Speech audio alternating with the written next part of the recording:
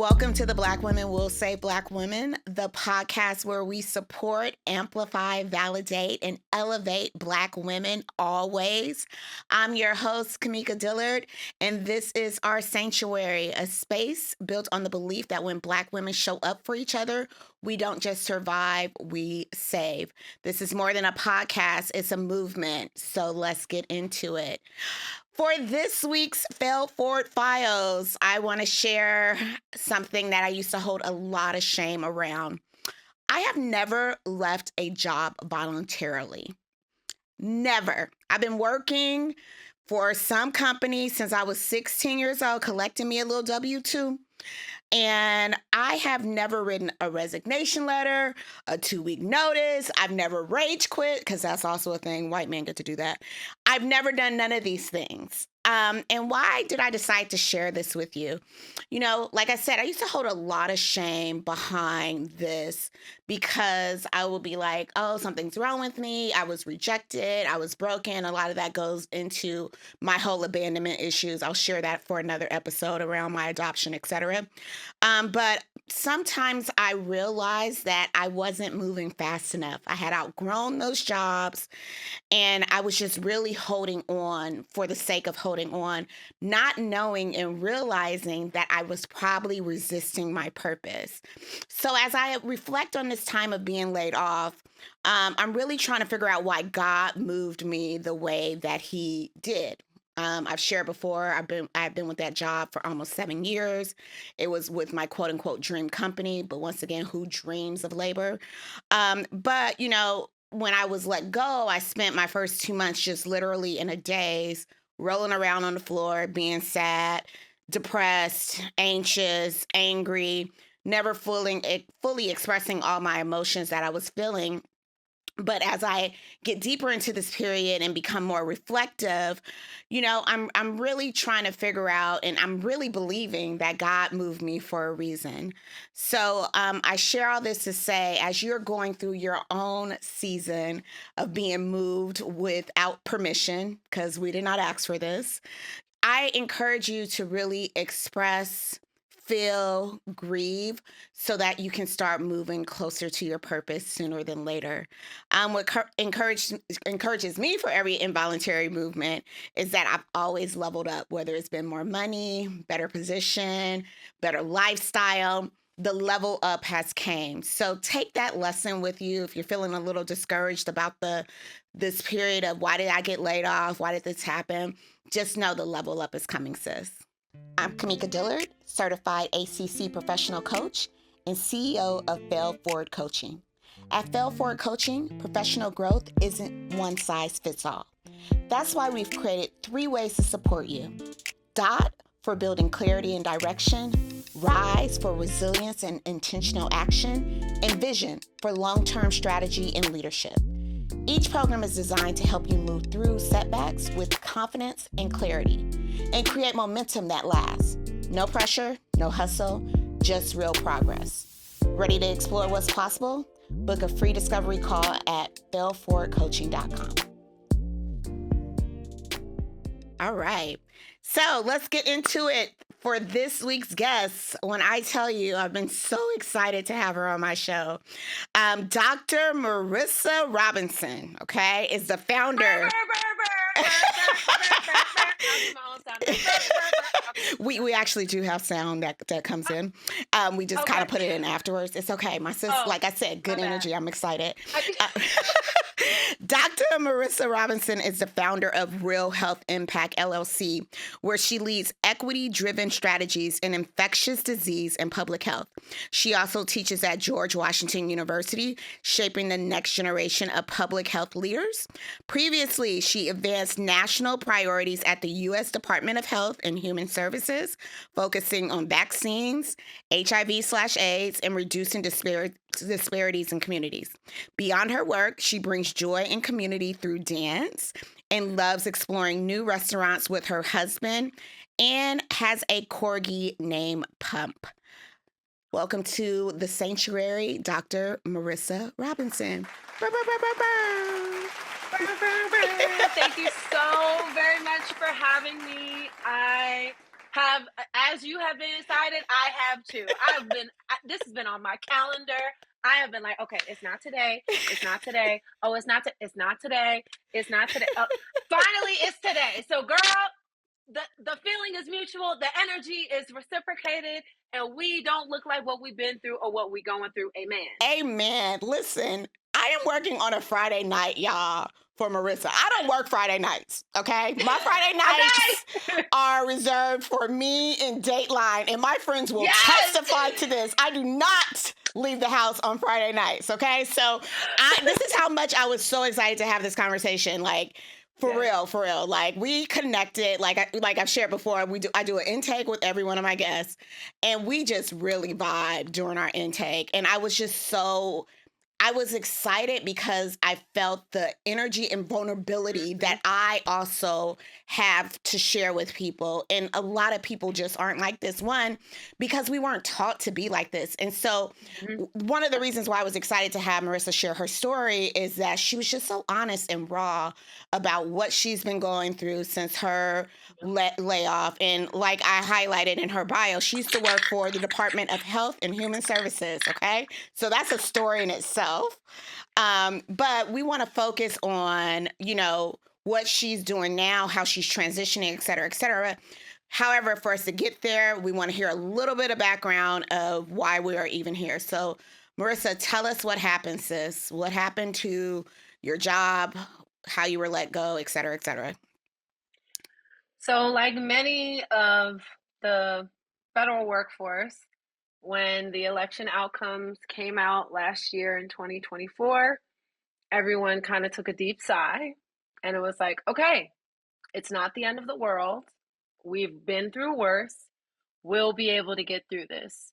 We're going to start the transition period, the transition process, and things started to really take off as we moved into December, and then as we all went home for the holidays.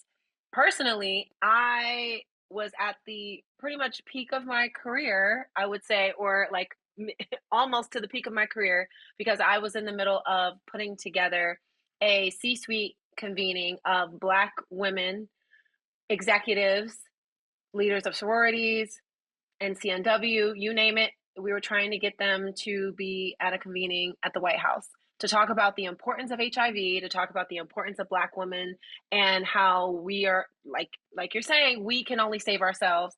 So what are we going to do once the administration changes, and how can we show up and support one another? And so that meeting took place on January 10th. Everything took place on January 20th, and then January 21st, things really were flipped on their heads. And it wasn't in January that people were really concerned, because really it was like a silent takeover that started like at the beginning of January that wasn't even probably like, when I say it was uncomfortable, it was uncomfortable. And then slowly but surely we started hearing, oh, you need to come back into the office 100%. And people were like, what? Excuse me? Some people have moved away. People have since been hired since COVID. People that were hired and moved away during COVID and have also been teleworking, been doing all sorts of remote work. So when they started rolling out all of this Department of Government Efficiency and things like that, that's when people really started to be like, oh my God, like it's getting real. This is not business as usual. And then we were hearing murmurs that around, Valentine's Day, all the probationary people were going to be fired. And so they had a meeting on the 13th that was like, hey, if you're probationary, we're not really sure, but you should just be prepared. So then February 14th comes around and they're like, yeah, y'all are gone. So that was like the first real like gut punch of like, oh my God, this is not the same as it was in 2016 or 2017, 18, or 19. Yeah, so tell the people how this is not your first time working under the current administration. You've worked under them before. Correct. I was actually brought into the position that I was in. My more junior level was brought in under the first administration. So I went through the administration change in 2020.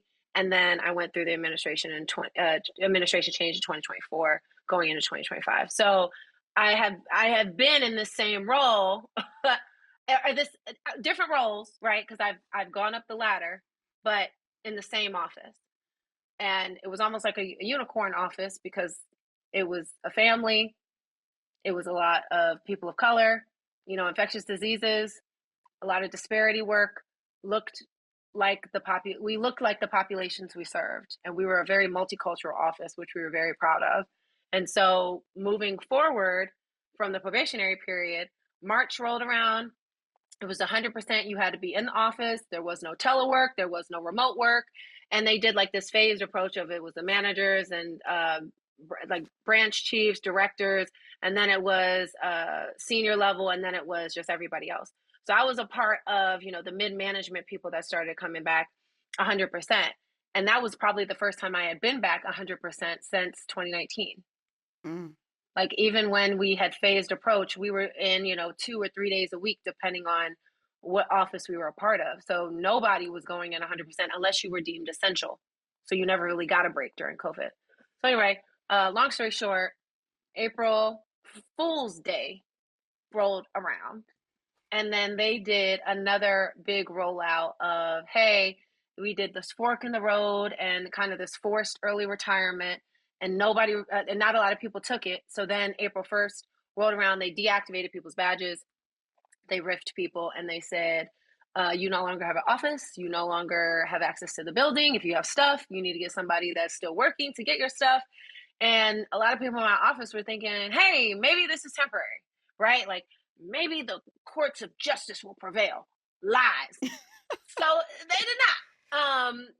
They definitely fought. The union fought. They went back and forth. Our court case of the American Federation of Government Employees went all the way to the Supreme Court. And so they had a stay. So in June, in April, they said, our last day would be in June. We had 60 days. So in June, they had to extend it because the federal courts had ruled against it. It went up to the Supreme Court. And in July, a lot of those individuals who were riffed in April were officially fired and terminated at the end of July. So pretty much most of the year, I have been in this like mental gymnastics meet of, am I depressed? Am I happy? Am I sad? Am I gonna crash out? Am I gonna curse somebody out that doesn't even deserve it? Like I was like a tennis match, back and forth, back and forth, back and forth. And then ultimately, when everything kind of ended in July, I was like, well, unlike some of my colleagues, I at least already was a Black woman at the end of the day. So I already had multiple streams of income, let's be clear. Because that's one thing my parents taught me is like, we have to diversify our funds. And as a Black woman, you got to work twice as hard to get half as much. We've all seen Scandal. We've seen the scene. Yeah. We've seen the scene where her dad is like, you have tried it. So again, and they also just launched on Netflix. Shout out to them. So if you love a Scandal girl, get your wine. I need B613 to come save us. This is ridiculous. Come save us. Right. Okay. Side note. Okay, go ahead, girl. Right. Right. But yeah, so I have been in a constant state of double dutch, figuring out what to do. And luckily I've had some really great support of my spouse, my family, people, my LinkedIn family, my virtual family, my girlfriends. And so I am very blessed that I have been able to navigate these things. But in that same breath, it has not been easy. And I want to also just underscore that as Black women, we love to be, people love to label us as resilient. And I just had this conversation with my students the other night. I said somebody was using it to describe a population of some sort of disadvantaged population and how the community was resilient and they did da-da-da-da. And I said, I'm gonna stop you right there because let's hold that. And I want to unpack that real quick because usually when you use the term resilient, let's take it to school real quick. When you use the term resilient, that is usually gaslighting the community that you're describing, number one. Number two, it also trauma gaslights them in the sense of it masks their trauma and or diminishes their experiences. Instead of reframing and saying that the community is resilient, why not focus on the systems of oppression that have put them in those circumstances, which have made their realities as we speak? That's interesting that So, you kind of like caught them out about that, because I still look at resiliency as like something that's embedded in our DNA as part of our ability to survive. So I said this, I think I said it maybe the first episode I taped. I tell the story, it was the first episode that we taped. I tell the story of me and the group that I went with to Ghana, and they tell us when we get to the point of no return, so the gate that our ancestors yep, go yep, through, yep. Oh, you went to before. Cape Coast? Uh-huh. Yeah. Oh, girl, it was Woo, girl, emotional. Okay, that was a heavy girl, day. That was a heavy day. heavy, Okay, and heavy. the Yes. ancestors were there with us. I'll get into all the details of that, but what I took away from that was the ones that made it to the States, the ones that got across the ocean.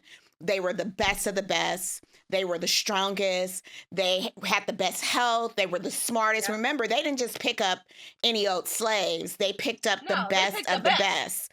And the so, strongest. Yep. yes, they're the strongest, all that stuff. So we really are derived within our genes, within our DNA, like this whole spirit of resilience. So that's interesting that you don't look at, I look at it always from the positive, but you're turning it back onto the oppressors who've had to cause us to be more resilient than most folks ever had to be. I think it's such an interesting twist. Why do you have that Yeah. approach? Because I have also been called resilient in this time. And it's like, well, what options have I been given? To just roll over and be like, I'm not gonna try. I'm just gonna be the result of this one circumstance and I'm gonna let it ruin my life and my career and go into a deep dark depression and not thrive? Absolutely not. And yes, from a cultural perspective and historical perspective, our people have never had it easy. And we have always been at the hands of oppressive behavior since the beginning of time. But in the same note, it's like, why not as public health practitioners, because that's who I teach, that is what I teach, social change and collective impact and public health leadership. And a lot of what I'm teaching my students, they already know. But in terms of reframing some of the language that we use, is like, let's call out some of the colonization and the patronizing language and the whitewashing we have done for Mm. generations that has just been normalized because we keep doing it and we keep doing it. And so if we can break down all of these intersectionality pieces and really look at what the root of the problem is, it's not that we are resilient. It's the fact that we've had to go through so much to get so little, and yet we still are being lapped. We still don't get, even the ones that have made it, that we still aren't, Made it. we still are having first in 2025. We will still have first in 2026. That is bull. Mm. And that is by design because they didn't want us to even get what we got now. So when people call me resilient, I'm like, please don't say that. Mm.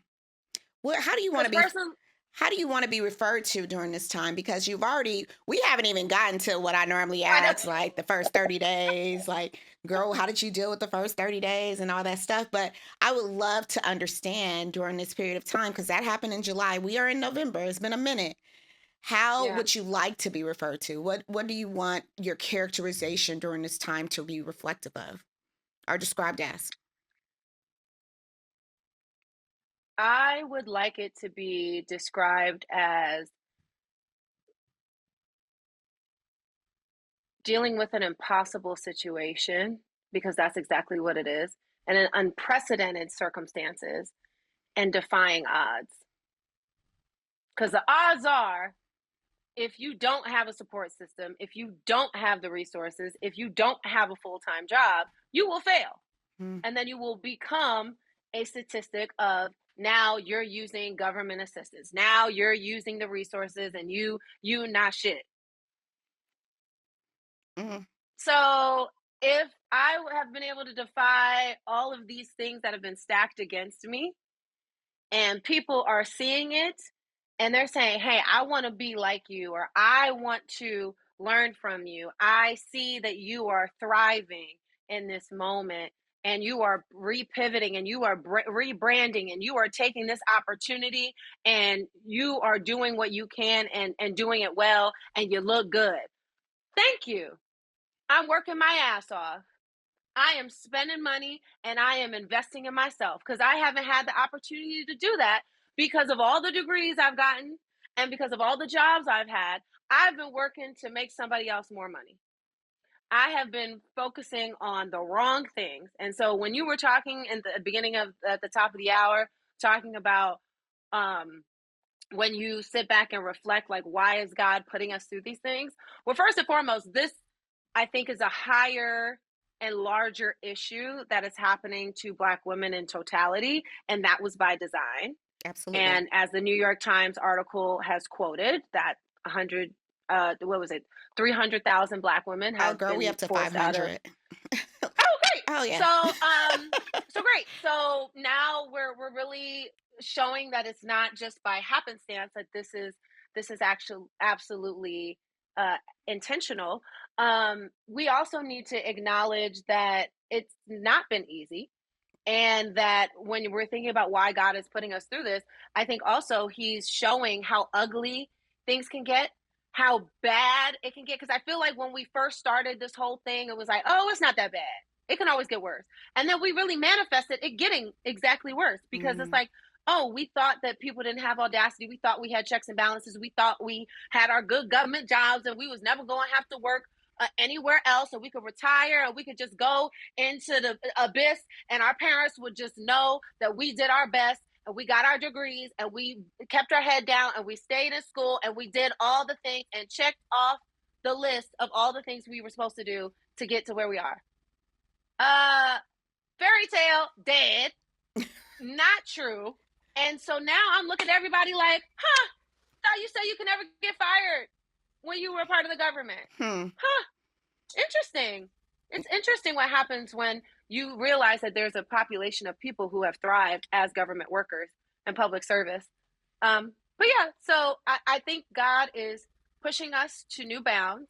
And I will say, in this time of reflection and being forced into entrepreneurship, being forced into being uncomfortable and really pushing boundaries and pushing myself and really investing in myself, I am very proud to look back on where I was earlier this year and to be here in November of 2025 and be like, you did that. You did that. Nobody can say that they you did it because of that. No, you did that because of you. And God and your family and like all these people are so proud of you because you are where you are today. You don't know what little girls are looking up to you. You don't know who's in the wings, who is in a master's program or a doctoral program, or who is going to get laid off next week or next month and is going to need resources and look for some voice and some individual to not only sympathize with them but to also give them strategy, because it's good to vent, it's good to acknowledge, but like we can't stay there. And No. unfortunately some people have had the luxury of just complaining and venting and just being these sob stories, and it's like I don't even have time to really resonate with that because I got to pay my bills. I have to continue on, and the Yeah. privilege is showing. Oh, it absolutely is because layoffs didn't just, we know it affected us at a disproportional rate relative to our population, but we have to acknowledge, especially in my space, because I was in tech, there's been a Yeah. ton of tech layoffs. Amazon Oh just yeah. did one. I think they did 36,000. Verizon just did one. We had our the line, the optic cable thing was down in our neighborhood.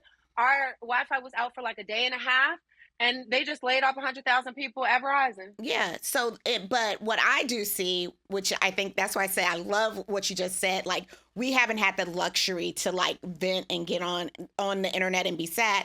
I hardly ever see come across my timeline the, oh my gosh, I lost my job after 10 years of being with this company. You know, I'm open and looking for work and all these like pity party. I've been looking for a job for 6 months now. I hardly ever see them, and I'm not saying they don't exist, but I do not see them from a lot of Black women. I see it from a lot of others that don't look like us, that don't have the same circumstances, kind of sitting and venting and stuff like that. But I do not see a lot of that. And personally, I never did one of those posts. And on my LinkedIn profile right now, I do not have an open to work banner because I had one for like a week and I started getting weirdos. But we aren't, I don't even think people would care if we had like a ton of those posts out. I just don't think we would get the same sympathy and reaction that other people are getting. I just don't. I don't. That's why I didn't do it. Listen, I did a post. I launched a business.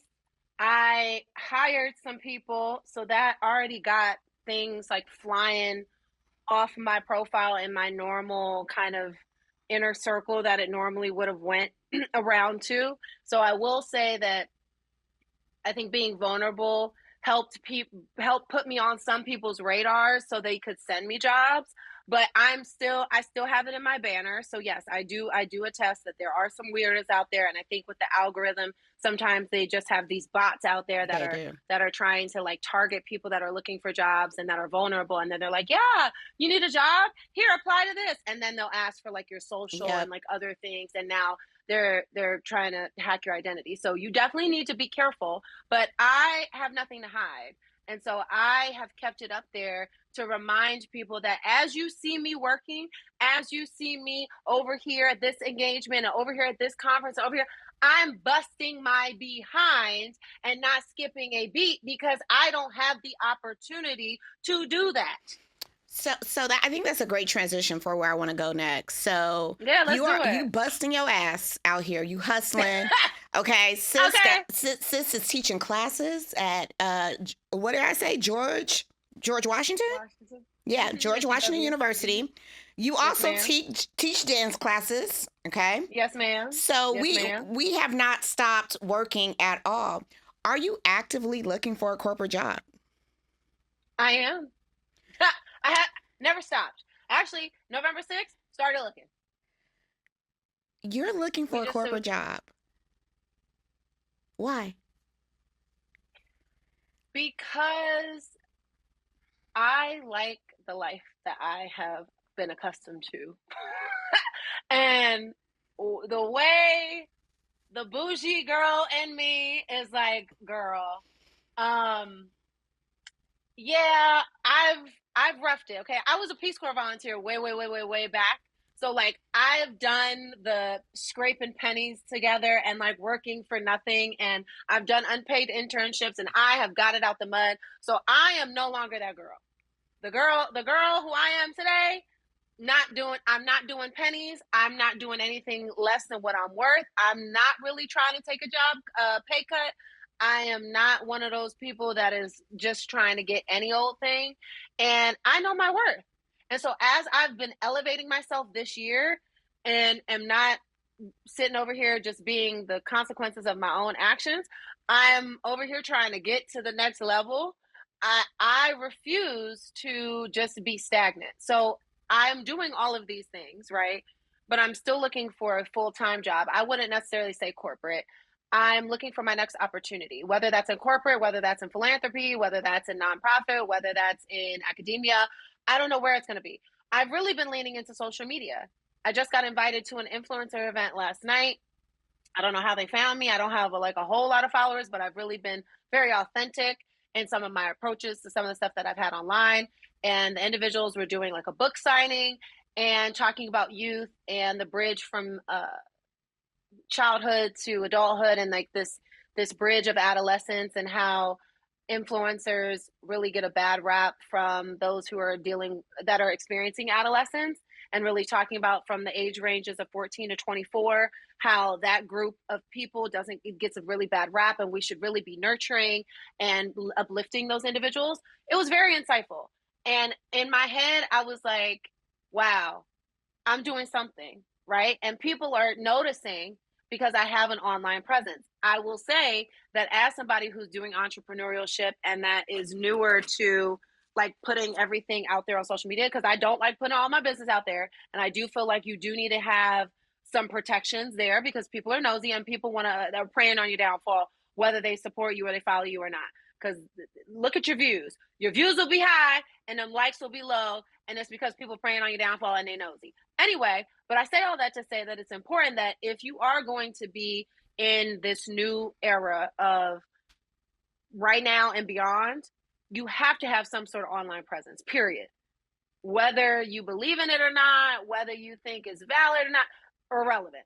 Because if you're not on in some online format, you're missing out on a whole population of people in a community that may need your guidance, may love your content, or may love your personality, and you're just one opportunity away from going viral or getting the brand deals or getting those relationships built. So I will say that right now, corporate and not really.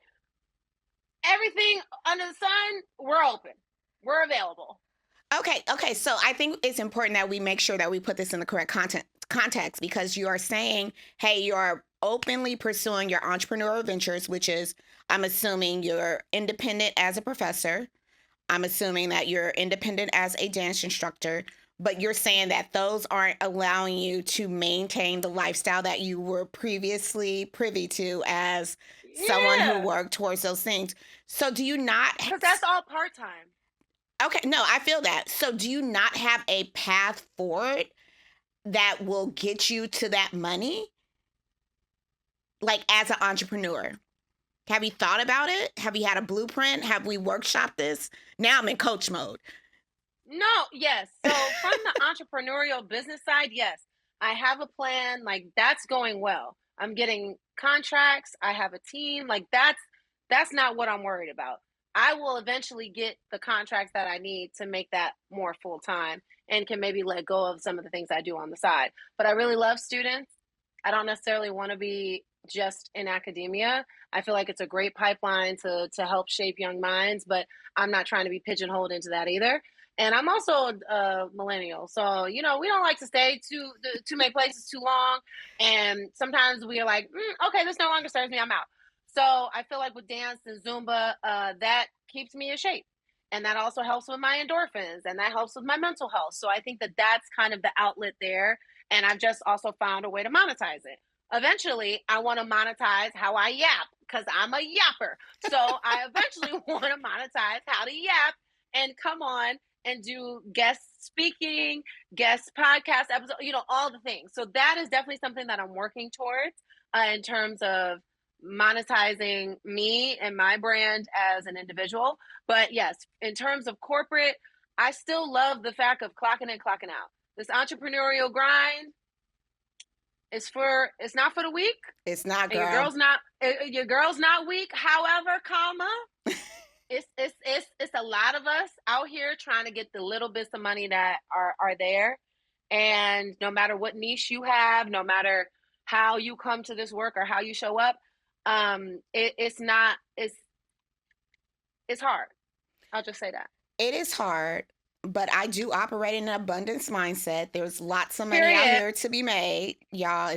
I promise There's you, enough. It's more than enough for all of us to go around. We just need to find it. We do. We need to find it, and we have to be resourceful in sharing our resources amongst one another too. Don't gatekeep. Do not gatekeep. Okay. Some people, we know who they are too. Okay. Right. We know who they are. So let's talk a little bit about finances. So you got a severance. Uh-huh. Did you have your 6 months of savings? No. How many months did we have, Marissa? That's a great question. I have always operated in a mindset of, I'm a convenience girl. So if I see a bag that I want, I'm going to get it. If I see something that is more convenient, if it's early check-in, I'm going to get it. If it's clear, I'm going to get it. If it's pre-check, global entry, I'm going to get it. Because you know what? We can't take it when we're dead. So I might as well spend it while I have it. My husband has the complete opposite mindset, so that's why we balance each other out. He has been very much a rock for me in this landscape of, okay, you need to slow down. Okay, are we saving? Are we budgeting? I'm like, no, but we're working on it. God's still working on me. So I feel like I am definitely in a new space of, okay, I have gotten some consultations. I don't have an accountant yet, but that is my next kind of thing, is to get an accountant and also get a retainer of a lawyer of some sort, so that I have those things on just in my toolkit. But in terms of the savings that I had going into this and this whole experience, I have a mortgage, I have a car note, I have student loans, I have all these things that never stopped just because I lost my job. And yes, I was being paid while I was riffed, which I think made some people not have sympathy for us, because they were like, "Oh, look at y'all getting paid and y'all ain't working. Y'all using taxpayer dollars." I'm sorry. Do you hear yourself? Like, I just lost my job and they literally won't give it back to me. And the way that they are doing it is they're paying me to just shut up and just deal with it. But you're okay with bashing federal workers and saying like we're jigging the system, blaming the victims. Blaming the victims. It's very weird. It's weird. And I don't think people understand the emotional toll that really you go through when you lose something that's such a huge part of your identity. And Yeah. part of the reason why we bonded around this whole conversation is we were both talking about our depression when we first were let go. So maybe you can share some of your journey around like your mental health during that period. Yeah, so fortunately for me, I was a part of HHS, and so they did have an employee assistance program.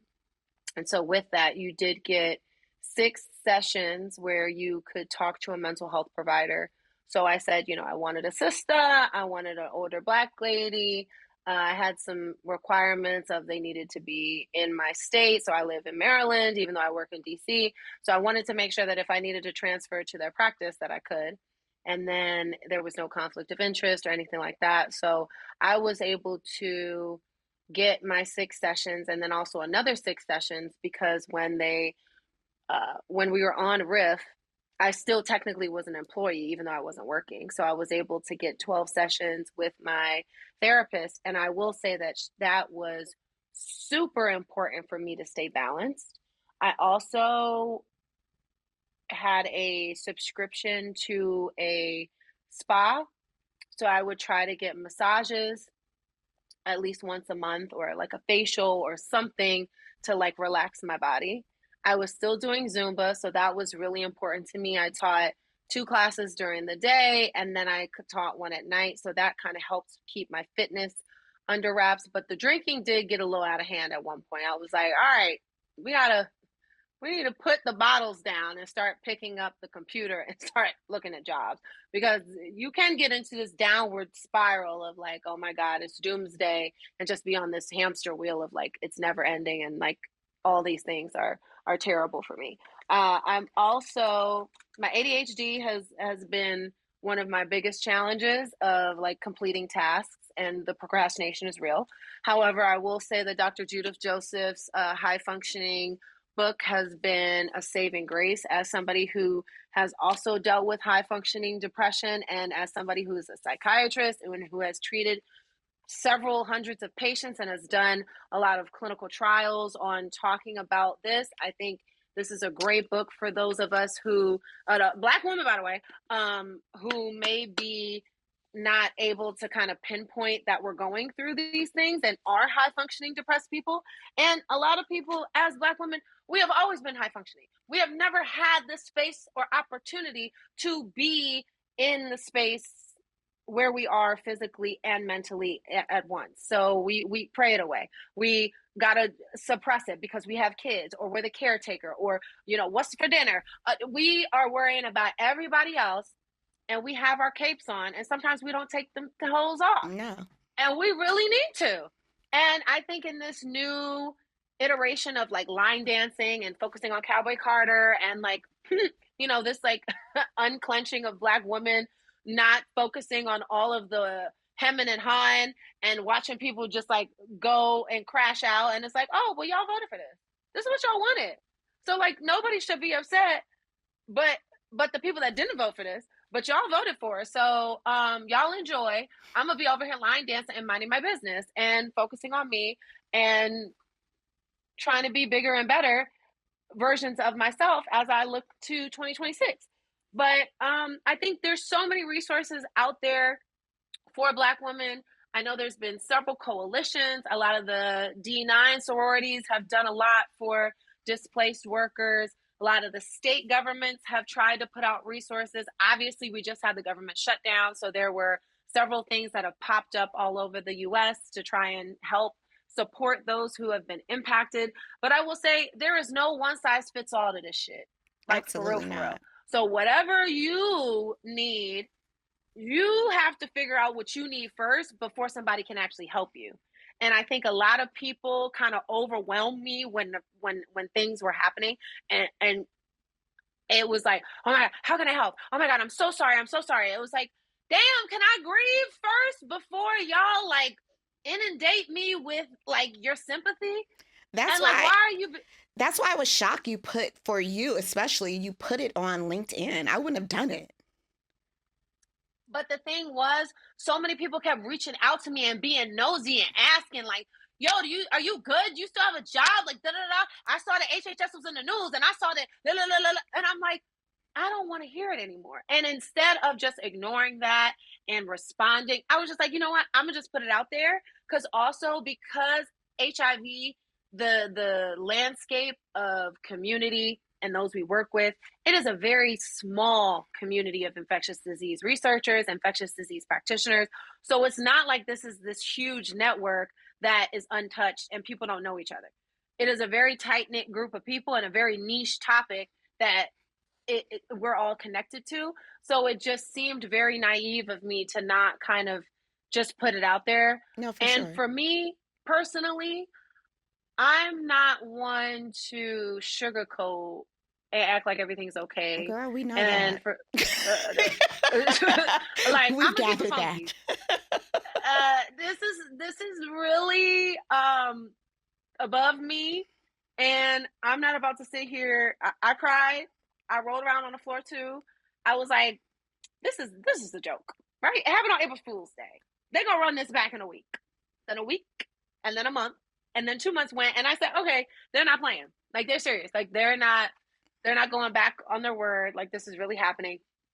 And so I think so many of us that have been in this predicament that will be in this predicament, because if you are not already impacted in some form or fashion, I hate to be like the bearer of bad news, but like, it's inevitable. If we're being honest, right? If we're being honest, you being there right now is the saving grace, and that's all good and dandy, but we can't act and be naive to think that it can't happen to us anymore.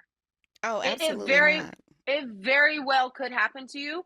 So I think people need to move accordingly, need to dust off that CV, need to go back and think about, okay, what are some skills that I can gain?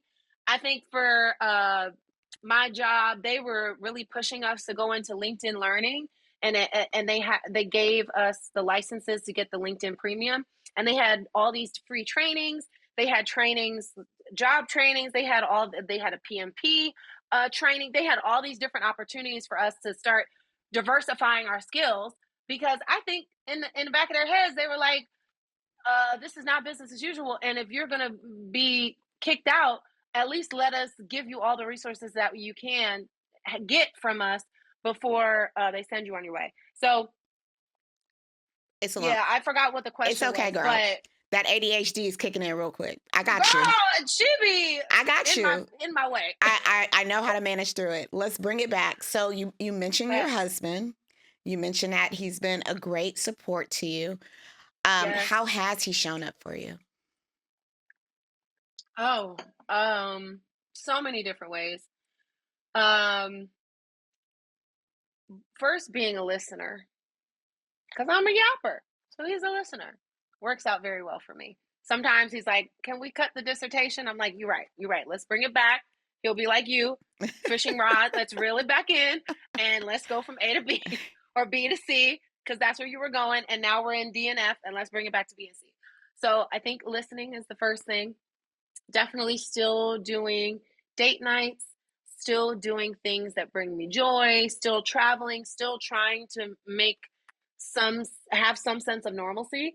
We delayed going on our honeymoon last year because we were in all these different weddings last year, and we had our wedding last year as well.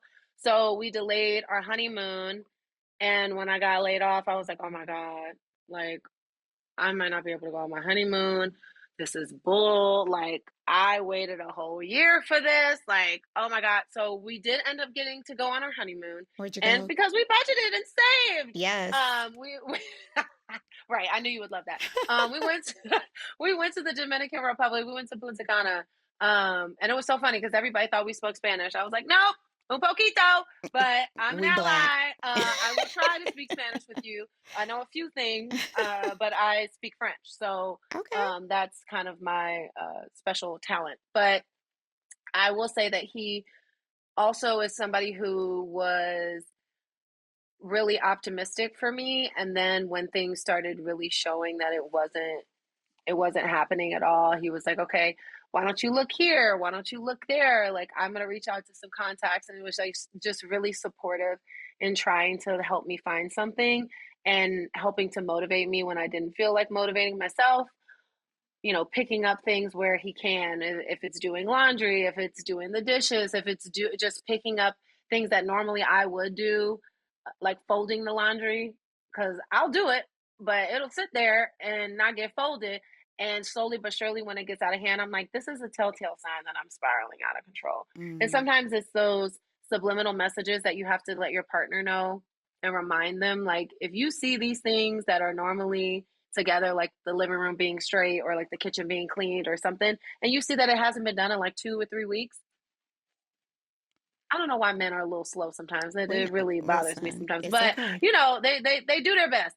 But I had to like just tell him like, "Hey, I can't do everything because I'm trying to stay afloat and survive. So I need you to pick up the slack." And he was 100% like, "I got you."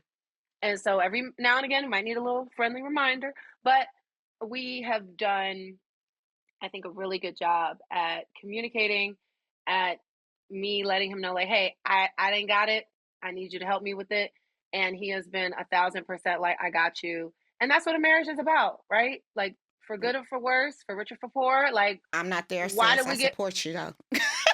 I'm not uh, married. So to the married people that are listening, I hope that what Marissa's describing is the correct thing because we single people don't comment on married folks' business. But okay, yeah. okay. So you talk about being, newly married, honeymoon. I'm sure the question comes out up a lot like, do you plan to have children? How has this Oh, impacted your ability to have children? Are you okay with sharing that part? girl, you know what really irks me? It's like, somebody posted this the other day. It was like everybody is in your business and wants you to get to the next level. It's like once you get in a relationship, when you gonna get married? Once you get married, when you gonna get a house? Once you get a house, oh, when you gonna have kids? Once you have the kids, oh, when you gonna have your second kid? It's like y'all can never be freaking happy for where I am right now. And unfortunately, fortunately enough for me, I am a twin. I have a twin brother. And thank the Lord, sweet baby Jesus, I have a beautiful niece. She is now going on 6 months.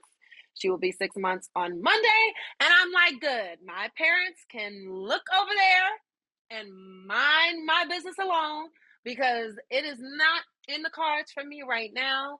And I wish so much that people would take their hands off women's ovaries and their bodies and what they have going on in terms of if they want to have kids or not. I'm not saying that I don't want to have them. I just feel like so many people have given me their unsolicited opinions about, "Oh my God, this is the perfect time to have a kid. Like, you don't have a job, you don't have to report to anybody. Like, you can just raise your baby and you can. I didn't ask you. So actually, I'm good. Thank you so much, but no. And like, I'm okay. And when I'm ready to have a child, I will be ready to have one. But right now, I think I have a little bit other of priorities that are at the top of my list right now. And it's like people be pocket watching. Mm. So while you're watching my pockets and watching me do all these different events and get invited to all of these things, you're also like, well, when are you going to have a baby? It's weird. It's very weird. Okay. Do not ask Marissa about her family planning. Check. Noted. All right, so we got to wrap it up. Okay. What is your ask from the community? What do you want? How do you want to be saved? So I think in terms of how I want to be saved is to give me grace. Because as much as I, am unfiltered sometimes to my own demise, I really have a good heart and I really mean well. And even though my bluntness can sometimes be off putting for some, is inviting to others, I'm not everybody's cup of tea. But in this time of being vulnerable and sharing this with you all, with your audience, with those who will view it live, with those who see the recording, whether it's right now or in a few months from now, I'm a lifetime learner. So I'm still learning as I go. I don't have all the answers, but I've been through a lot of shit. I've seen a lot of shit. And quite candidly, I'm a PhD of my own lived experience, right? Like I have the academic experiences, I have the lived experiences, and just because I'm a millennial doesn't mean that I don't have the expertise or the knowledge to give somebody who's older than me some advice. Fair. And I'll leave that there. All right. Thank you, Marissa. You've been a lot of fun, girl. I know. I feel like you had so many questions, and I was just like, so anyway, we're going over here, and we need to come back here, and wait, Listen, we got a good edit button over here. Don't worry, we'll right. formalize it. We'll get it together. Good.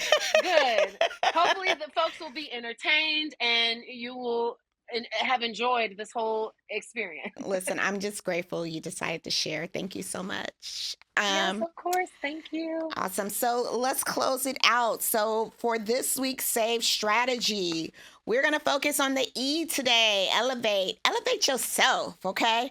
Sometimes you got to be your own hype woman, okay? Elevation does not equate to arrogance, but it's the realization and acknowledgement of the gifts that you have been blessed with.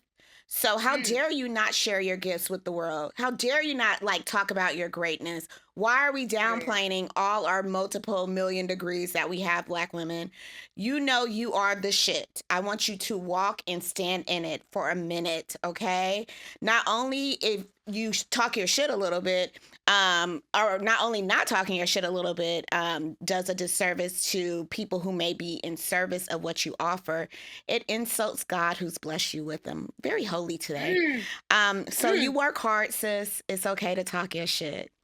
And with that, it is the end of the episode.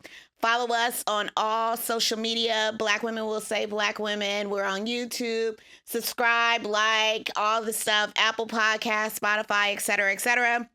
Remember, support, amplify, validate, elevate. That's how we save. And never forget, Black Women Will Save Black Women. I'm your host, Kamika Dillard. Thanks for coming to the sanctuary. See you next time.